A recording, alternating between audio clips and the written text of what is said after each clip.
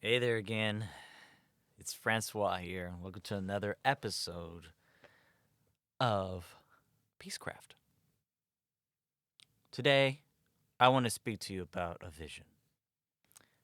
I believe it is very imperative for you, my listeners, even other peace slash conflict workers out there, uh, to understand what I want to see with Peacecraft.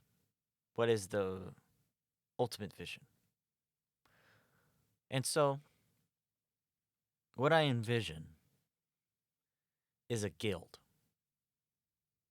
Because I remember back in our times, even to today, there are guilds around craft.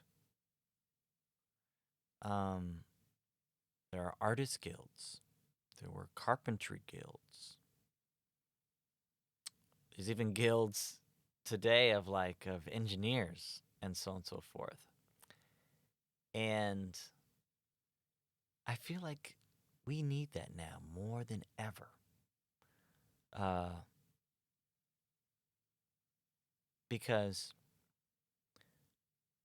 how I like to see Peacecraft and how it significantly differs from mediators, how it differs from peacekeepers, and so on and so forth. No, not to discredit them or anything like that, belittle them. They're all very important. But I see this as a next evolution that in peacecraft, it needs to have a more proactive position. We need to move from this war culture, and I will get into this in a later episode, into a peace culture. So we need to have a guild where we are fully together all around the world. We're all on the same page. In a sense, it's like a very tight knit solidarity of, yeah, men and women of Peacecraft doing the work to craft a peaceful world. That's the vision. Will it be done in my time? We shall see. But that's what this series is really all about. Now I'll tell you about how kind of guilds work. Now guilds, um, there's a bit of a hierarchy, but it's a hierarchy through experience. Okay, it was through guilds that we actually have apprenticeships, and then after you kind of earn your stripe, in a sense, you become a journeyman. Okay, now the journeyman is you actually leave your master. You leave your teacher to go and practice on your own. You you do that for 17 years, and then you come back to the guild, and you become a bona fide member in a sense. So there's like levels to this in a sense. And in a sense, it's very similar to how the military is. There's certain levels. You come in as a cadet, and so you get to be a captain, become a lieutenant, probably a general. But I think that's not suited for Peacecraft as a guild.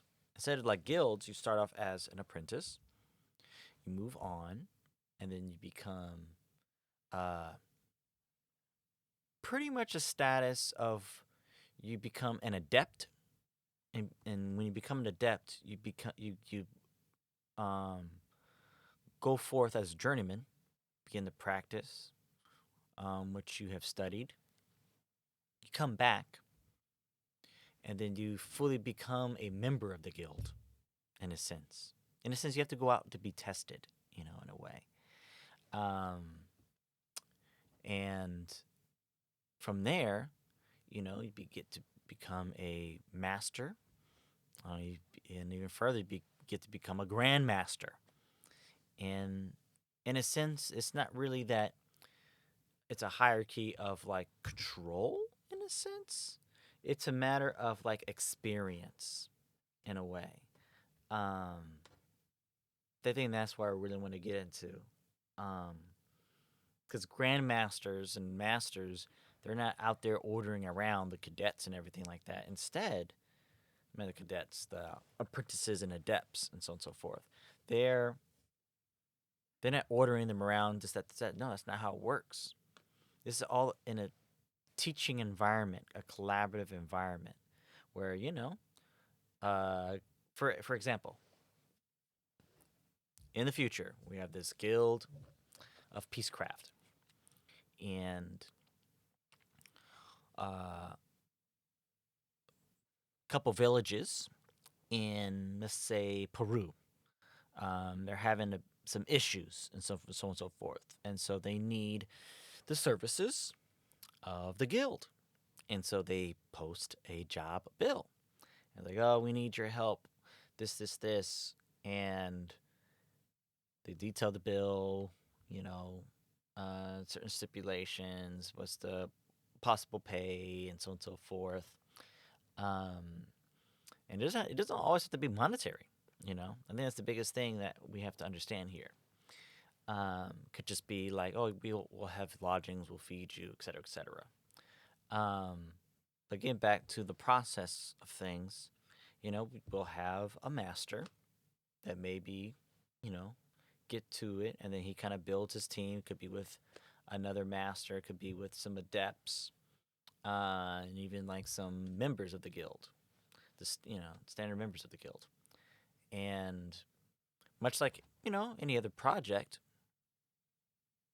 there will be, in a sense, a lead in a way. Who's going to lead that this project? Because that's why I also see Peacecraft as Peacecraft. Crafting entails a project. Okay, we're building something. It is very constructive. And how can we reconstruct these relationships into a peaceful, just one? Okay, there's a lot of things we got to do, you know, um, but that's what we have to do, you know, as peace crafts people. Um, yeah, and so once the job is done, the bill is done. Yeah, we take our leave and going about our lives until another bill is placed. Um, because right now there are networks of peacemakers and mediators, but they're coming from all different parts. Some of them are in the public space, be it like nonprofits. Some of them are in state departments, international governmental bodies, and yeah, they're all just doing their thing, and these and this make a network, right? But as I've kind of seen over the years, is there hasn't been much movement really for having this structure of like, yeah, we're just gonna have a peacemakers network. I believe we need to be more proactive because I think this is a very passive thing just to have networks and so on and so forth. The thing with the guild has a charter, okay? And with this charter, that's in which we all work from, okay? In a way, much of the trade unions we have today are based upon guilds, you know?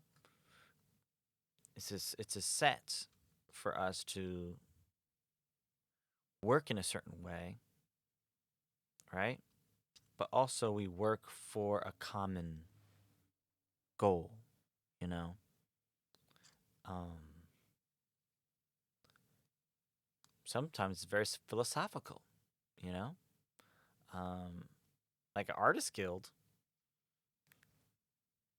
their goal may be just to make, um, to kind of push the boundaries of visual arts. That could be their goal, you know? And for a Peacecraft guild, it could be to always pursue justice and a peaceful world. It's a goal. That's what they'll always do. Um, yeah. And I think that's like the biggest thing, in my opinion, for this vision of mine, is that we need to be much more proactive. Um, because if all this mediation and stuff is done um, through states and through their whole balance of power and self interest, conflict of interest, um, uh, what's another way of putting this?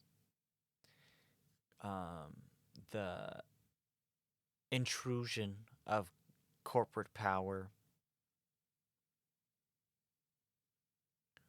We're kind of always stuck in the middle, as peacemakers, in a sense. And it's not really a bad thing, but it's something that we need to focus on, in a sense of like, how can we no longer be in the middle? How can we become leaders? How can we lead the world? And I think that's what a guild is primed to do. It's the proactive thing a guild can do. It could lead, you know? Um,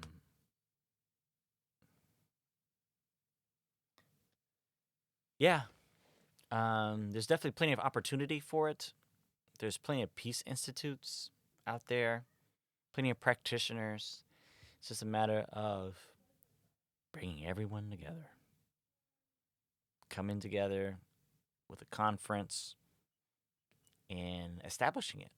That's all it takes.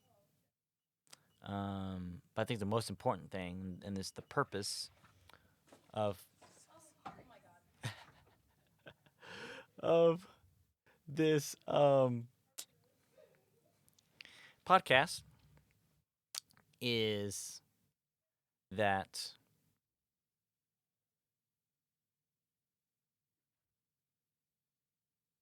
Peacecraft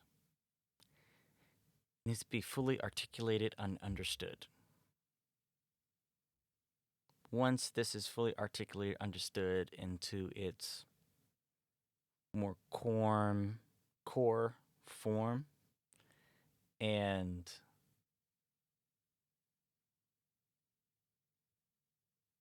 yeah, be easier to have more and more people, organizations to attach themselves to this. That's what I look forward to. That is the vision. And throughout this series, throughout time, that is what will be happening with Peacecraft. And you'll be here with me as we further develop this. And yeah, that's it for today. We will check in again for another episode. Until then, be easy out there. Let's look forward.